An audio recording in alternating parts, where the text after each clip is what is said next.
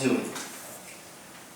As for Rosh Hashanah and Yom Kippur, as for Agnon's project of the Yamim Noraim, the original concern that led Agnon to compile Yom Noraim is still very much relevant. Rosh Hashanah and Yom Kippur, and the time in between, are not to be squandered. And here he's referring to a story that he and I were working on together. It's a story in Agnon called Pishnayim. And he quotes Agnon himself.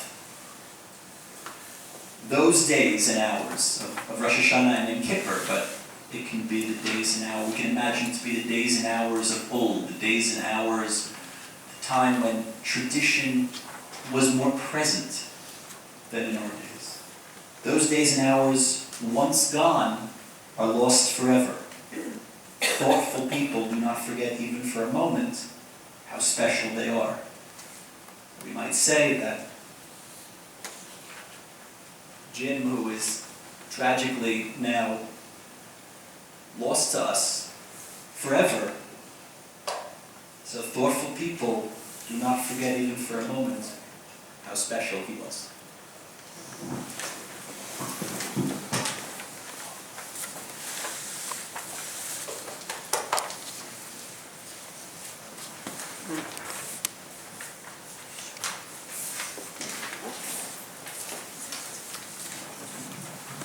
Thank you, Terry. Thank you, Jeff. We're now going to hear one more Tehillim from my sister-in-law, Tara Snowbell, who will share with us Tehillim Tet Vav.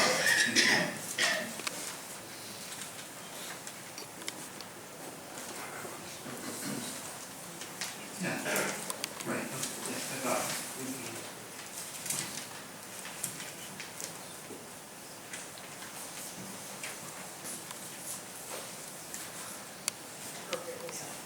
מזמור לדוד. אדוני מי יגור באוהליך, מי ישכון בהר קודשך. הולך תמים ופועל צדק ודובר אמת בלבבו.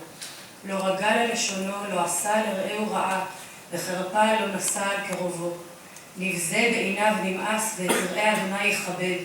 נשבע להרע ולא ימיר. כספו לא נתן בנשך, ושוחד על נקי לא לקח. עושה אלה לא ימות לעולם.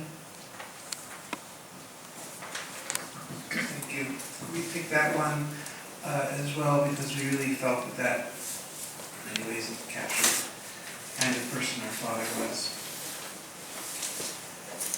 So, as I find my papers, I want to thank again Blaise and Jeff and Terry.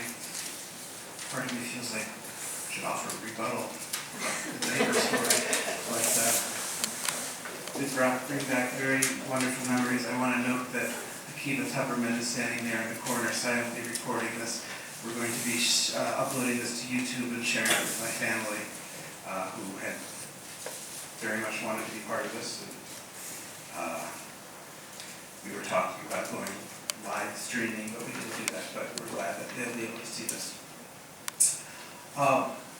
Before we end, we're going to end with an El Malei Rachamim from my brother-in-law, Judy's brother, Jonathan Snowbell. And then we're going to Daven Mariv. We have some Sidurim, and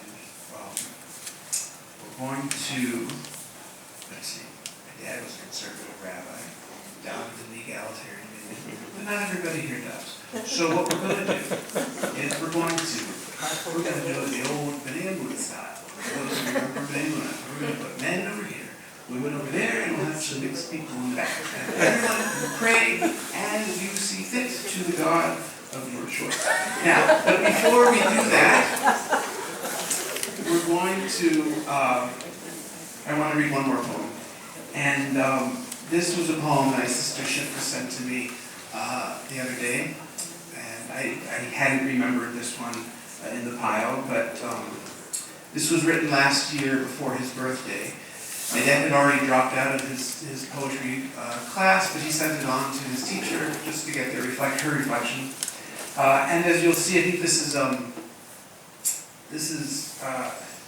kind of says it all about where my dad had been thinking, echoes some of the things that Jeffrey was talking about in terms of the bridge to the other side of complexity. and where my dad was thinking. It's titled hyphen, or dash actually. It doesn't have a word title.